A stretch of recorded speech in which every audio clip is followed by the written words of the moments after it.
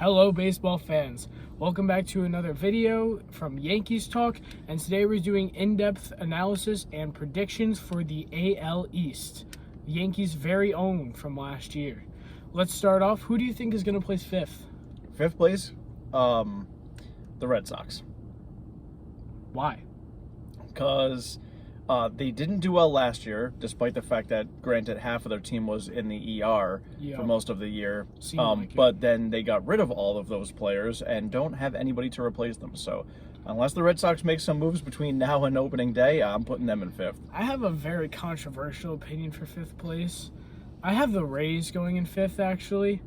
And reason being, the Rays have not really done well themselves this offseason. They really haven't signed anybody. Sure, they agreed to the largest deal they ever have, a whopping $40 million for a reliever.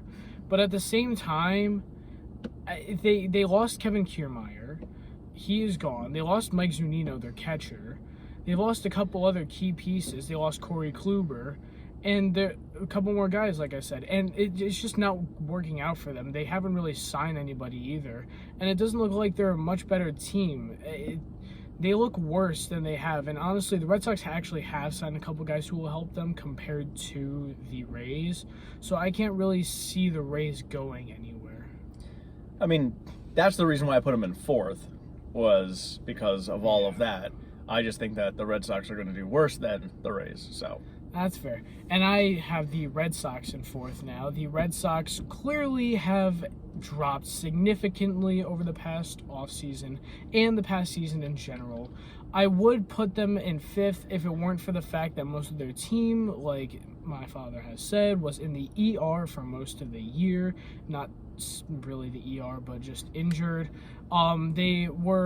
They had guys out most of the time, like Trevor Story. Eric Hosmer was injured for the most of the time when he was with them at the end of the season. Tommy Pham was out for part of the time. Devers was injured for part of it.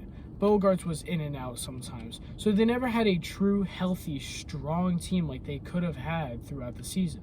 So that's why I'm putting them in fourth, because I feel like if the Red Sox were to stay healthy the whole season, they would have a phenomenal season compared to what they did this year. And I only say that because Story, Devers, and other guys who aren't injured, and if they were to stay healthy, would just have a dominant year. And so I could really see the Red Sox doing well. I understand their pitching isn't the strongest. I mean, even with the addition of Kenley Jansen, their bullpen isn't the greatest. But they're adding a couple of pieces here and there that could help just for the future. Corey Kluber kind of replacing Eovaldi's spot. And Masataka Yoshida, he's not great on defense, and we don't know what he can do on offense, but I would like to see him hit. And if he can hit well, then I could see them doing pretty good. Fair enough. And that's, again, if they can remain healthy for the year, then I think it's going to do well. Personally, At my job, I wish I could be injured for the majority of the year and still get paid millions of dollars, but yeah, it's not like that in the real world. So going to third place, I'm going to choose the Baltimore Orioles. I would agree.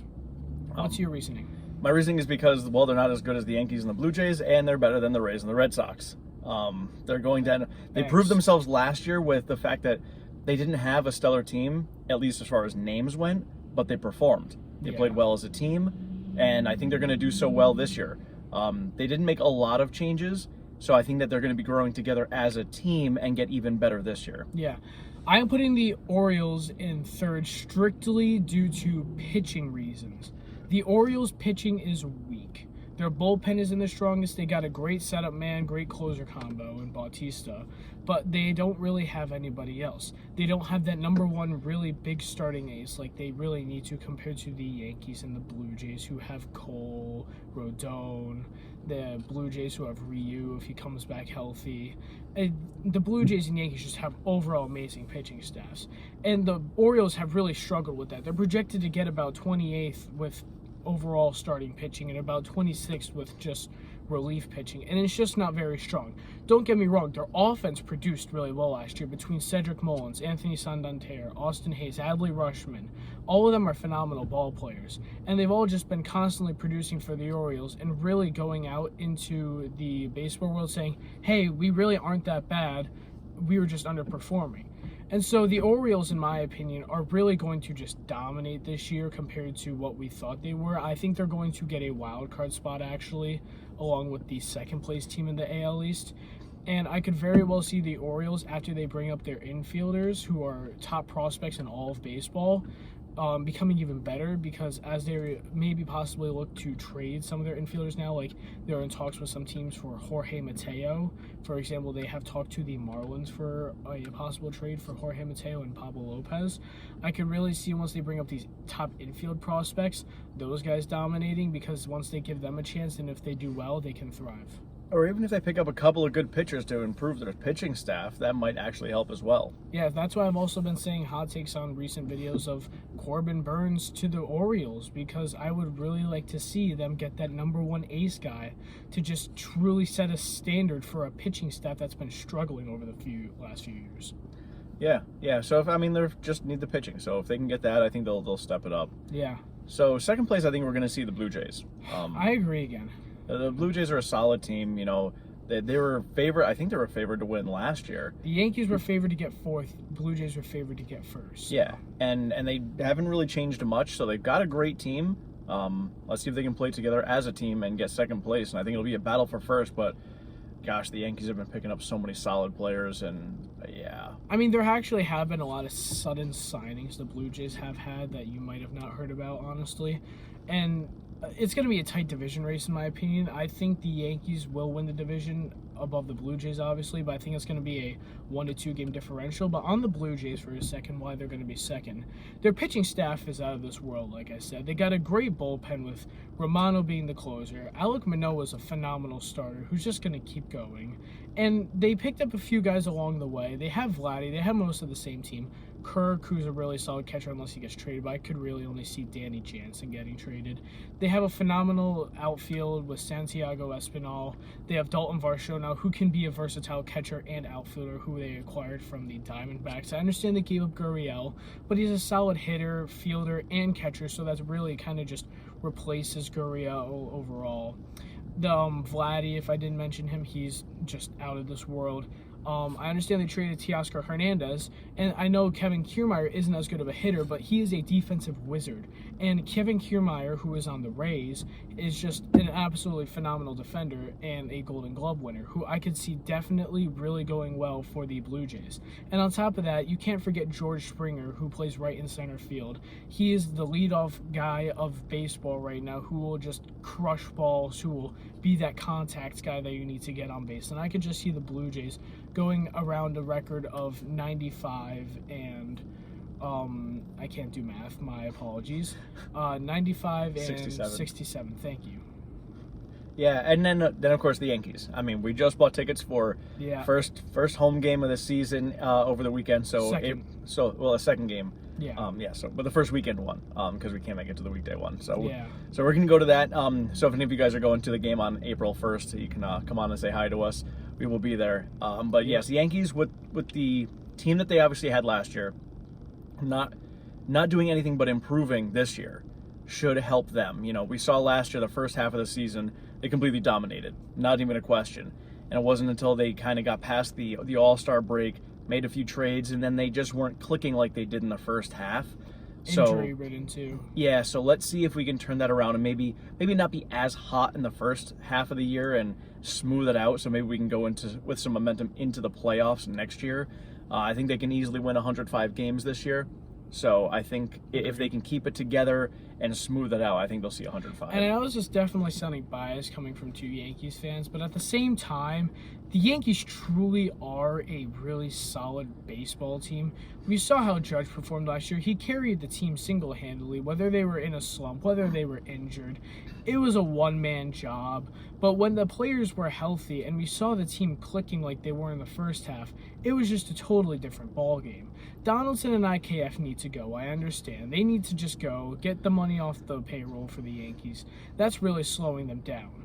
But what I really want to see the Yankees do is bring up Volpe and Peraza, play them at third and short or second and short, and have them be versatile and work together. That could be the next power duo in baseball, in my opinion.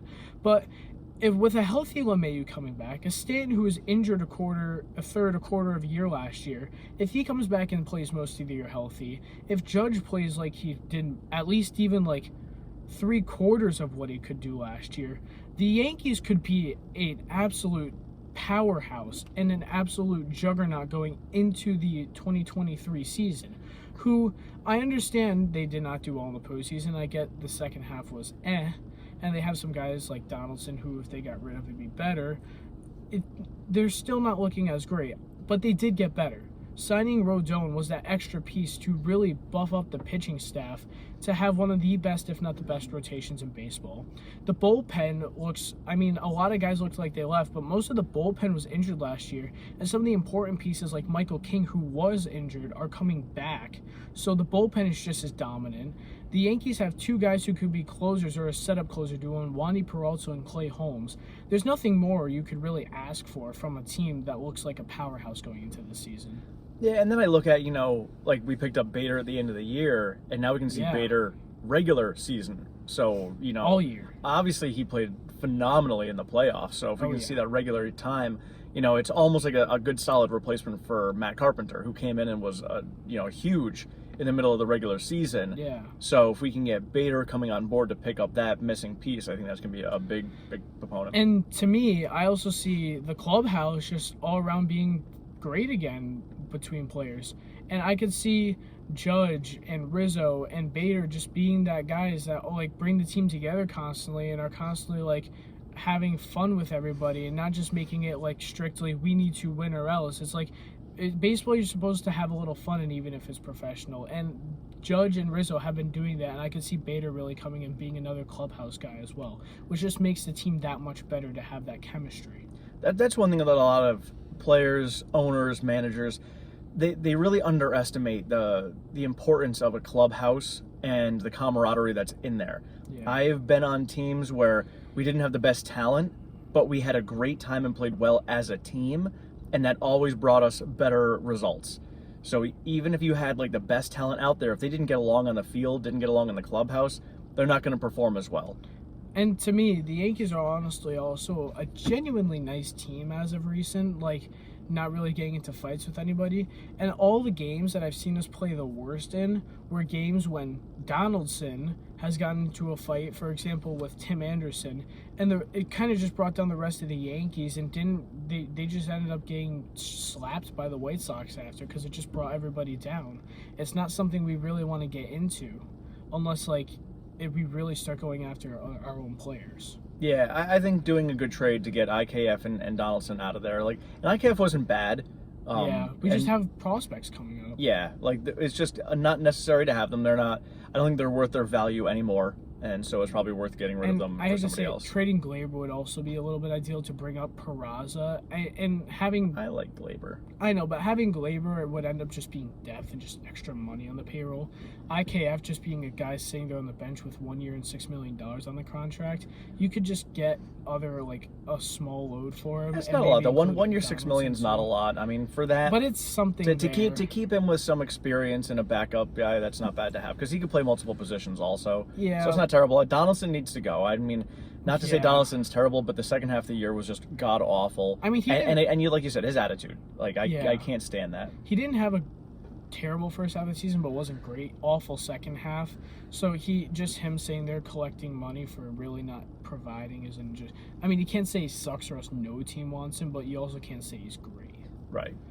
But anyway, that's all for the video today, guys. Please like and subscribe, comment your predictions, your thoughts and reactions, and I will see you all in the next one. Thank you.